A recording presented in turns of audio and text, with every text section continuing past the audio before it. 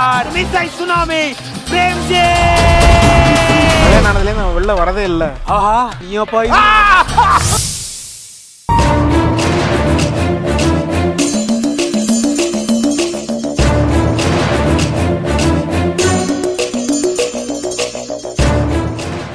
என்ன வேலு, ஆபரேஷனுக்கு இன்னும் பணம் கட்டலையா? நேத்தே டாக்டர் சொன்னாங்கல்ல, இன்னும் கட்டாம இருக்கீங்க? இல்ல சார், கட்டிடுறோம் சார். பணத்துக்கு தான் ரெடி பண்ணிட்டு இருக்கிறோம். ரெடி பண்றீங்களா? இன்னும் எத்தனை நாளைக்கு ரெடி பண்ணுவீங்க? பணம் கட்டினாதான் ட்ரீட்மெண்ட்டை கண்டினியூ பண்ண முடியும். உங்க இஷ்டத்துக்கெல்லாம் இங்க எதுவும் செய்ய முடியாது சார். தெரியும் சார், கொஞ்சம் டைம் கொடுங்க சார். பணத்தை கட்டலன்னு ட்ரீட்மெண்ட் நிப்பாட்டிடாதீங்க சார். நான் உங்களுக்கு கெஞ்சி கேட்டுக்கிறேன். யோ என்னையா, நேத்து என்னடானா உங்க அண்ணன் ஃப்ரீயா மருந்து கொடுக்க சொல்றான், இன்னைக்கு நீ என்னடானா பணத்தை கட்டாம ஃப்ரீயா ட்ரீட்மெண்ட் பண்ண சொல்ற? அண்ணனும் தம்பி என்ன நினைச்சுக்கிட்டு இருக்கீங்க? இது என்ன ஹாஸ்பிட்டலா இல்ல மடமா?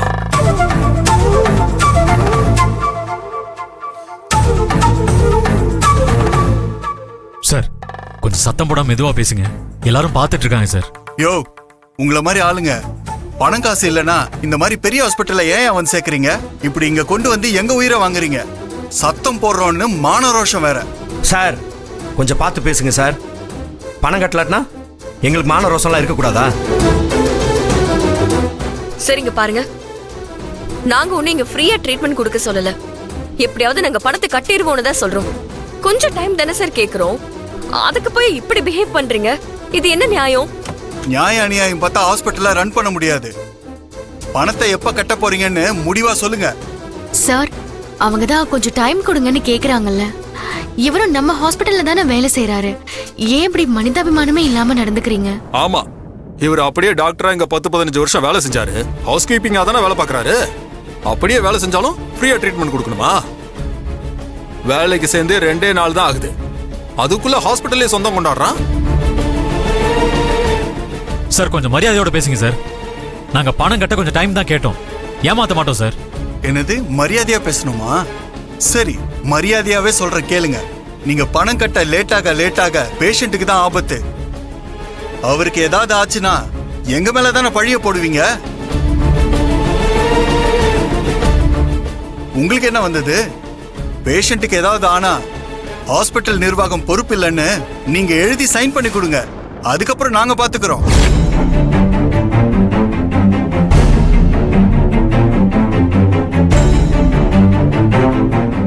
சார் என்ன சார் பேசிட்டு இருக்கீங்க? நீங்க பேசுறது ரொம்ப தப்பு. எங்க அப்பா உயிருக்கு மட்டும் ஏதாவது ஆச்சு, உங்க யாரை நான் சும்மா விட மாட்டேன். டேய் என்ன எகுற? ஏய் சுமாரு. சார் ப்ளீஸ், உங்ககிட்ட ஆர்கியூ பண்ணுங்கிறது எங்களோட நோக்கமே இல்ல.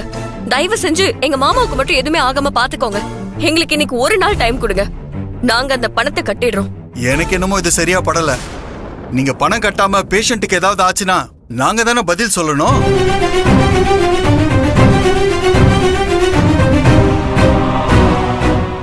நர்ஸ் சார் சொல்லுங்க சார். நீங்க இப்பவே டிஸ்சார்ஜ் சம்மரியை ரெடி பண்ணுங்க. இப்பவே டிஸ்சார்ஜ் பண்ணி அவரை வீட்டுக்கு அனுப்பிச்சிடலாம். சீஃப் டாக்டர் கிட்ட நான் பேசிக்கிறேன். மாமா அழாதீங்கம்மா, அழாதீங்கம்மா. அப்பா ஒண்ணும் ஆகாதும்மா, அழாதீங்க. சார் நீங்க நடந்துக்கிறது சுத்தமா நல்லா இல்ல. ஹாஸ்பிட்டலுங்கிறது பணம் சம்பாதிக்கிற இடம் மட்டும் இல்ல, இது சர்வீஸ் பண்ற ஒரு இடம். ஒவ்வொரு பேஷண்ட்டும் நம்மள நம்பிதான் அவங்க உயிரை நம்ம கிட்ட ஒப்படைக்கிறாங்க. ஆனா நீங்க இங்க நின்னு பேரம் பேசி அவங்க உயிரோட விளையாடிட்டு இருக்கீங்க. இதெல்லாம் ரொம்ப தப்பு சார். பணம் தான் கட்டுறேன்னு சொல்றாங்கல்ல, ஆனா அதை வச்சு நீங்க இவ்ளோ அநாகரிகமா நடந்துக்கிறத என்னால ஏத்துக்க முடியல சார். நம்ம ஹாஸ்பிட்டலை நம்பி ஒருத்தரை கொண்டு வந்திருக்காங்கன்னா அவரை நல்லபடியா பாதுகாக்க வேண்டியது நம்மளோட பொறுப்பு. அவர் உயிருக்கு நாம தான் ரெஸ்பான்சிபிலிட்டி. கொஞ்சமாவது ஈவு இறக்கத்தோட பேசுங்க. ஈவி இறக்கமா? மேடம், அந்த ஈவி இறக்கத்தை வச்சு ஒரு நேரம் மருந்து கூட வாங்க முடியாது. காசு இருந்தா மட்டும்தான் வாங்க முடியும். நாம என்ன ஃப்ரீயாவா வாங்குறோம்? பணம் கட்டி தானே மெடிசன்ஸ் வாங்குறோம்.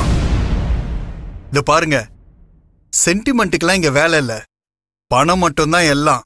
நீங்க இறக்கமுள்ள ஆள் தானே, வேணும்னு 5 லட்சம் ரூபாய் நீங்க கட்டுங்க. முடியாதுல்ல? அப்போ உங்க வேலையை பார்த்துக்கிட்டு பேசாம இருக்கணும். இது மேனேஜ்மெண்ட் சம்பந்தப்பட்டது. பிரச்சனைன்னு வந்துச்சுன்னா நான் தான் பதில் சொல்லணும். உங்க அன்னை தெரசா மனசெல்லாம் வேற எங்கேயாவது காட்டுங்க. ஐயா, எங்களுக்காக கொஞ்சம் தயவு பண்ணக்கூடாதா? உங்களை கெஞ்சி கேட்டுக்கிறோம் ப்ளீஸ் சார். சார் இன்னைக்கு ஒரு நாள் மட்டும் டைம் கொடுங்க சார். எப்படியாவது பணத்தை ரெடி பண்ணி நான் கட்டிடுறேன் சார். Please sir. நர்ஸ், நீ என்னமா நின்னுட்டு இருக்க? அதான் டிஸ்சார்ஜ் சம்மரி எடுத்துட்டு வர சொன்னல. இல்ல சார், அவங்கள பார்த்தா பாவமா இருக்கு. பாவமா? நீ இந்த ஹாஸ்பிட்டல்ல தானே வேலை செய்யற? உனக்கு இந்த மாசம் சம்பளம் தராம விட்டுருவா? பாவம் பாக்குறதுக்கு இது என்ன தர்ம ஆஸ்பத்திரியா? காசு பணம் இல்லைன்னா அங்க போய் பார்க்க சொல்லுங்க. சம்மரி எடுத்துட்டு வர போறியா இல்லையா? அதுக்கு அவசியமே இல்ல.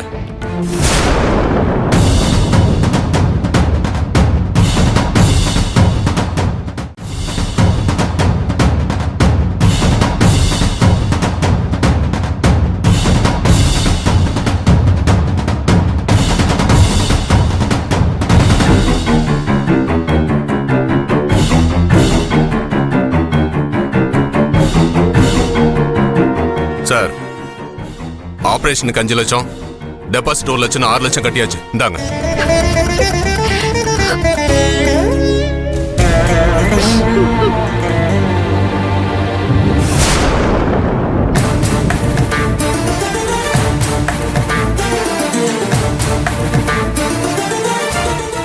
இத முதல்ல பண்ணியிருந்தா நான் ஏன் சார் சத்தம் போட போறேன்?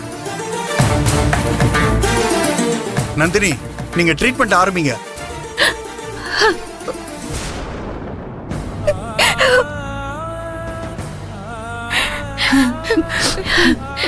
அம்மா, நீங்க கவலைப்படாதீங்க. அவர் உயிருக்கு எதுவுமே ஆகாது. அதுக்கு நான் பொறுப்பு. நான் பாத்துக்கிறேம்மா. அம்மாடி, நீ நல்லா இருக்கணும். பணம் தான் முக்கியம்னு பேசுற இந்த உலகத்துல உன்ன மாதிரி இருக்கிறவங்க மூலமா தான் கடவுளே என் கண்ணுக்கு தெரியுறாரு. அம்மாடி தாயே, நீ எப்படியாவது என் புருஷன் எனக்கு நல்லபடியா திருப்பி கொடுத்துடு. அம்மா. டாக்டர் அம்மா, உங்களை நம்பிதான் இருக்கோம்.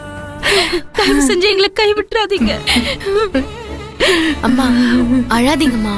அழுது உங்க உடம்புக்கு ஏதாவது ஆயிட போகுது. மேலும் அம்மா பாத்துக்கோங்க. சரிங்க.